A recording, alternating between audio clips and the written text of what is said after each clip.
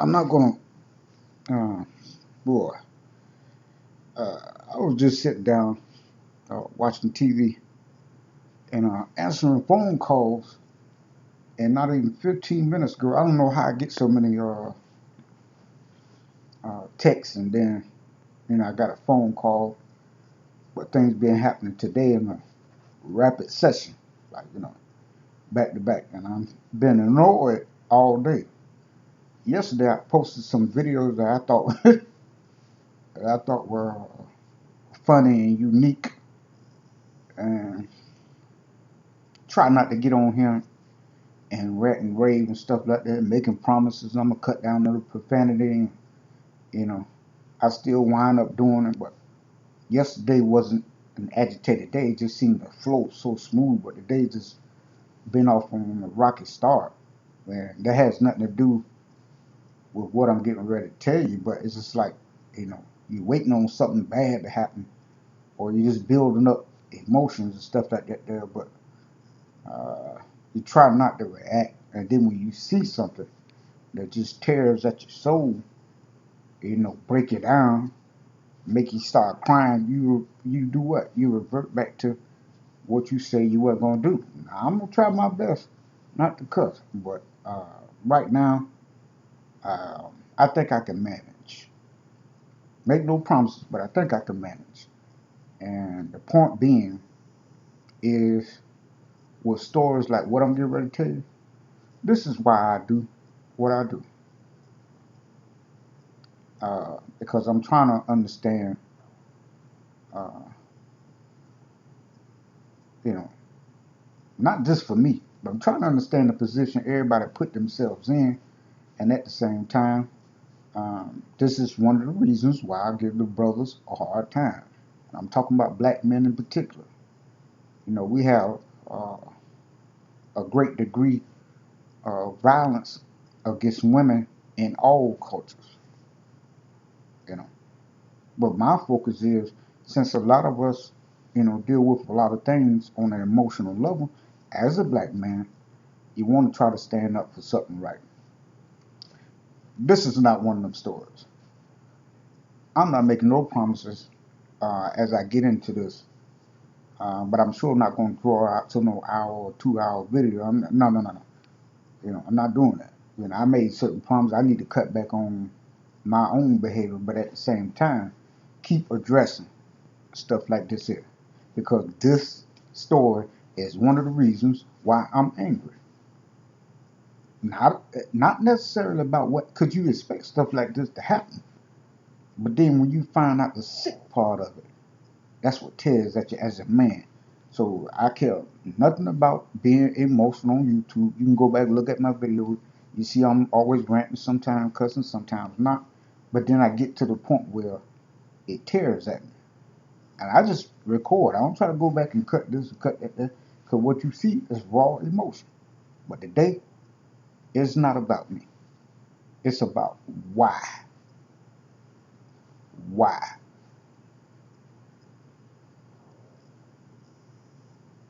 Why I have such a disdain for a great deal of black men.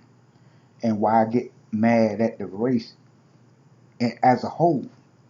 Because you can't even decide what you stand for. The morals, the character, the decency. Same thing I said yesterday. As a culture, we like to pick and choose what they believe is important. I report on everything. Some of my some of my videos meant to be funny, then some of them ain't funny worth a dog. And when I go, so man, you know what? I ain't had to put that in there. But it is what it is. Like I said, my phone's still going off. I'm going to have to shut it down for a minute. But you know, and I try to be real, man. Get on YouTube, which is not one of my favorite things. I don't like to go onto the social websites, nothing like that, man. Cause I'll say something that pisses everybody off. You know what I'm saying? But just the image that we promote, the things that we care about as men, brothers, black men, and then men in general. But the one thing I can't stand is a man who abused women. I can't. There's something about that just tears at my stomach. Well, I'm sorry to tell you, but today we have one of those stories. Uh, I'm not even going to put the man's name in it, but what I would like for you to do is go back and see the video, read the stories that I read, read the report. But of course, if it's something that applies to a black man, if it's good information, even if it's funny, I'll post it. It's not one of them stories. Once again, we have a sick ass person who can't seem to control himself and his behavior. Well, he stabbed his woman or his wife to death while she was sitting inside her van. I'm not gonna go over it because I'm telling you, I'm getting ready to snap. Y'all know me by now. This is not the day nor the time to even try to justify what this man has done to anybody. And the reason why I say you do justify it, the reason why I say that is because at the very end, I will explain to you why what pisses me off with the black community. Stuff like this here. But the story itself, Ashley Lockhart was stabbed to death Saturday in her van, if I'm not mistaken. She was stabbed by her boyfriend, her children's father. You know how many kids she got? 6 beautiful girls. 6 beautiful girls, all the way down to a couple of months old. So I think the age is like from a few months to 10 or 12, something like that. But I will put the picture of them up there. But I'm not looking for no pictures of him, nothing like that. I'm just on here today just to tell you why I resort to saying the things that I say. Because of Ashley Lockhart. I come to the defense of people like her. I respond to my videos for people like her who have dealt with the abuse from black men. This woman, a mother of 6 beautiful girls, was stabbed to death in her van by somebody, like I'm telling you, she cared about, her children's father. No fault of her for expressing love and wanting something better for him. She gave him the greatest gift of all, 6 beautiful girls. Why would you want to take somebody else out like that? I get angry more at this and stuff like shooting and killing innocent kids. And man, you go look at some of the videos, the last 4 or 5. It's always the innocent getting hurt. Somebody who should never have been touched at all. Because you frustrated as a black man and can't get your shit together. And you would take it out on your family. Because you on drugs. Or you doing the wrong thing. You ain't necessarily got anything to do with drugs. You just have a disappointing life. Spiritually. Something going on inside of you. That you want to do this to a woman. And y'all motherfuckers want to talk about me. This is the reason why I cut down on the brothers. It's no excuse for this. Because you know what? It's the moment that you can't let go. The moment that you make a decision to try to kill somebody. That moment, it only lasts for a moment. But guess what? When you're done, it only till then that you realize that you have gone too far. And not only have you destroyed your life, where somebody should have took him out on the spot, but he has to deal with that. And guess what? The 6 girls, the baby, their lives have been affected forever. Not only with their lives, because they have to explain to their kids when they grow up and have kids or girls or boys, what happened to their grandmother. Of course, the kids going to ask about their grandmother. But these are babies themselves. I'm talking about into the future. So you see how far I think about it? It affects the family. It affects the family, the whole entire family.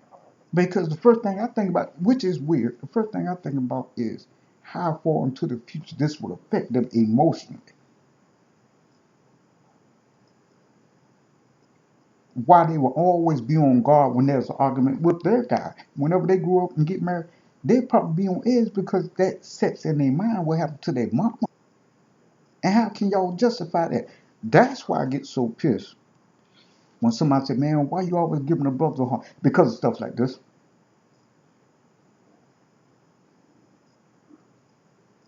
Because of stuff like this. Because of Ashley Lockhart. Because what I've seen and what I've heard about the story within the last 30 minutes to an hour, the same been but a few, maybe like 30, 40 minutes ago when I got it. So I just stopped everything I was doing because everything was out of order today anyway. But at the same time, that's why I say what I say. And not only about this story, if every story, the reason why I'm hard and I'm going to stay tough and why I'm going to keep doing what I'm doing is because of brothers like you. Because the African American men who have no idea how to control themselves and they take it out on their family members, they take it out on children, and they take it out on their wives, they take it out on their girlfriend, and don't stop there. Because not only have you affected your kids' life, you have taken that out on your mother and your father. You know how? Because you're an embarrassment. For them to have to raise a child that turn out to be just like you. No good for nothing, sorry ass nigga. So you like to call yourself. Because you are ignorant. That's what a nigga is. Ignorant. You're not a black man, you a damn animal. And for brothers to do some stuff like this here, that's the reason why I'm still alive. And the offer still stands. You got a problem with me? Come on up here in Charlotte, North Carolina. I'm always gonna be waiting. Get in line.